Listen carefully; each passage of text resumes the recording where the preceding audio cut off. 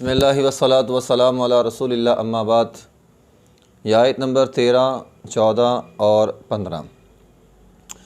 وَإِذَا قِيلَ لَهُمْ آمِنُوا كَمَا آمَنَ النَّاسُ قَالُوا أَنُؤْمِنُ كَمَا آمَنَ السُّفَهَاءُ أَلَا إِنَّهُمْ هُمُ السُّفَهَاءُ وَلَكِنْ لَا يَعْلَمُونَ وَإِذَا لَقُوا الَّذِينَ آمَنُوا قَالُوا آمَنَّا وَإِذَا خَلَوْا إِلَى شَيَاطِينِهِمْ قَالُوا إِنَّا مَعَكُمْ انما نحن مستہزئون اللہ یستہزئ بہم ویمدہم فی طغیانہم یعمہون۔ وَإِذَا قِیلَ لَهُمْ، اور جب ان سے کہا جاتا تھا آمینو ایمان لے آؤ، کما آمن الناس جس طرح لوگ صحابہ کرام ایمان لائے، تو قالو یہ کہتے تھے، قالو انہوں نے کہا، انؤمنو کیا ہم ایمان لائیں، کما جس طرح آمن السفہاء بے وقوف لوگ ایمان لاتے ہیں، الا خبردار، انہم بے شک وہ، ہم السفہاء یہی بے وقوف ہیں، وہی لوگ بے وقوف ہیں، ولکن لا یعلمون لیکن وہ جانتے نہیں ہیں۔ وَإِذَا لَقُوا الَّذِينَ آمَنُوا، اور جب وہ ملتے تھے مومنوں کے ساتھ، مومنوں کے پاس جاتے تھے تو کہتے تھے ہم ایمان لے آئے، قالوا آمنا ہم ایمان لے آئے۔ وَإِذَا خَلَوْا، اور جب وہ ان مومنوں سے الگ ہوتے تھے، الی شیاطینہم اپنے شیطانوں سے ملتے تھے، جاتے تھے شیطانوں کے پاس، قالوا کہتے تھے انا معکم ہم تمہارے ساتھ ہیں، انما نحن مستہزئون یعنی وہ جو ہم مومنوں کے پاس جاتے تھے تو وہ تو ہم مذاق کرتے تھے، نحن انما صرف نحن ہم مستہزئون مذاق کرنے والے تھے، یعنی مسلمانوں کو مومنوں کو وہ حقیر سمجھتے تھے۔ اللہ یستہزئ بہم، اللہ ان کے ساتھ مذاق کرے گا، ویمدہم اور اللہ انہیں ڈھیل دے رہا ہے، فی طغیانہم اپنی سرکشی میں وہ حیران، یعمہون حیران پھرتے رہیں۔ تو یہاں بھی اللہ تعالیٰ نے منافقین کا تذکرہ کیا ہے۔ منافقین ہمیشہ گھاٹے کا سودا کرتا ہے، منافقین کبھی بھی نفع کا سودا نہیں کرتا، دنیا کے لیے بھی گھاٹے کا سودا ہوتا ہے اس کا، اور یہ اس کی بدبختی ہے، اور آخرت کے لیے تو گھاٹا ہے ہی ہے نا۔ تو منافق دنیا میں بھی گھاٹے کا سودا کرتا ہے اپنے جملوں کی وجہ سے۔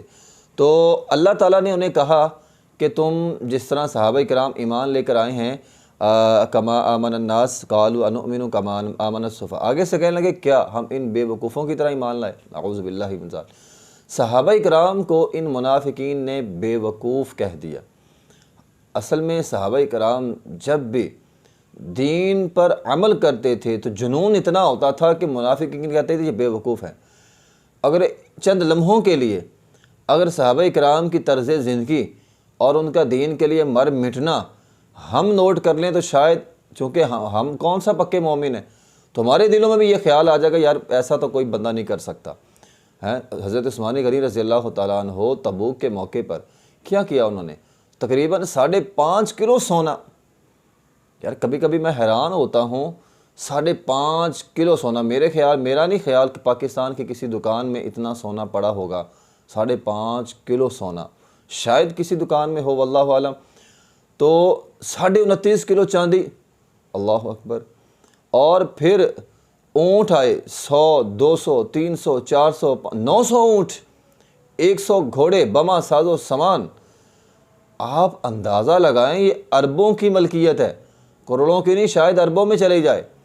تو اربوں کی ملکیت جا کر نبی علیہ الصلوۃ والسلام کی گود میں ڈال دی۔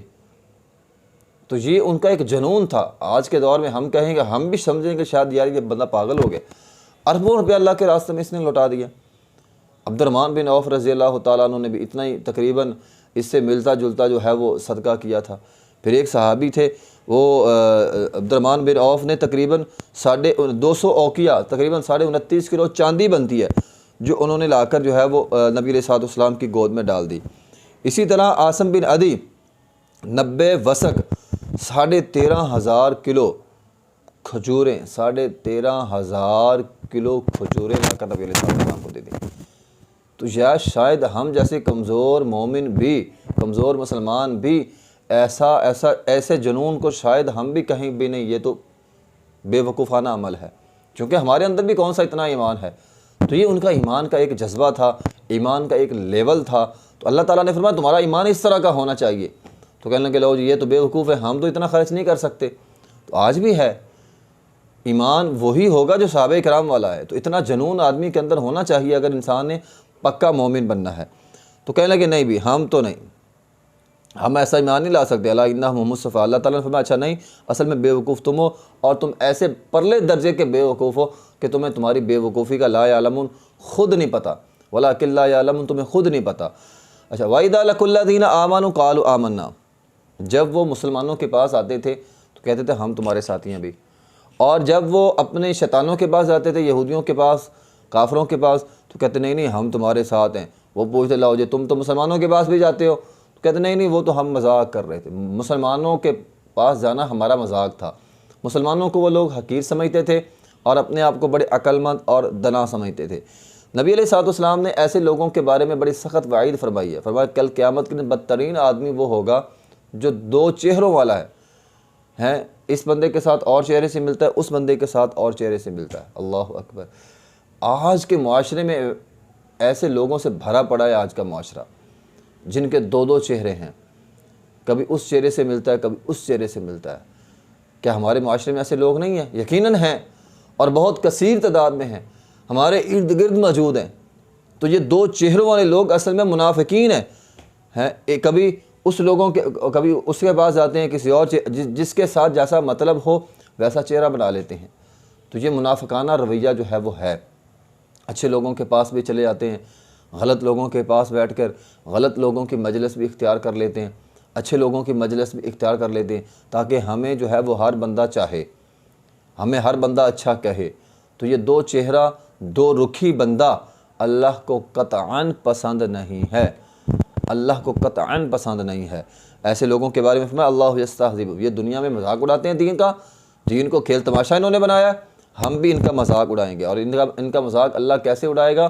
پیچھے میں نے آپ کو بتلایا کہ کل قیامت کے دن پل صراط پہ ان کے پاس نور ہوگا، نور ہی ختم ہو جائے گا۔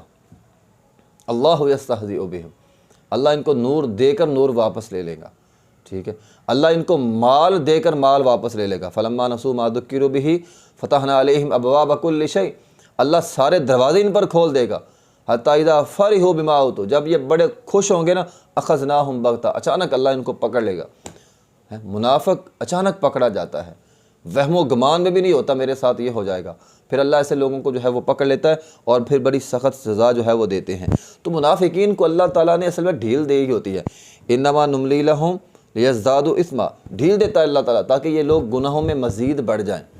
تو جب یہ گناہ کے اندر بہت زیادہ آگے بڑھ جاتے ہیں، پھر اللہ تعالیٰ ایسے منافقین کو پکڑتے ہیں، دنیا میں بعض اوقات عبرت کا نشان بناتے ہیں، اور کل قیامت کے دن تو یہ لوگ جہنمی ہیں ہی ہیں۔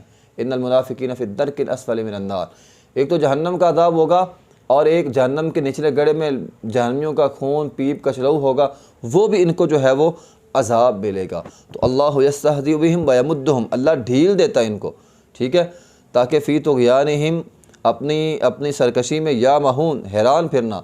یا مہون اصل میں کہتے ہیں کہ بندہ بس اپنی موج میں ہے، اپنے آپ میں وہ سمجھتے ہیں کہ ہم ٹھیک ہیں، ہم بڑے اچھے ہیں، ہم ٹھیک جا رہے ہیں۔ تو اصل میں اپنے آپ کو ٹھیک سمجھتے ہیں۔ اللہ تعالیٰ فرماتے ہیں ٹھیک ہے تو پھر ٹھیک سے اپنے آپ کو ٹھیک سمجھو، ہم جو ہے وہ تمہیں ضرور کھینچ لیں گے۔ پھر اللہ ان کو کھینچے گا، اور اللہ ان کا دنیا میں مذاق بنائے گا، اور اللہ ان کا کل قیامت کے دن جو ہے وہ مذاق بنائے گا، اور پھر کل قیامت کے دن ایسے لوگوں کے لیے دردناک عذاب ہے۔ وآخر دعوانا الحمد للہ رب العالمین۔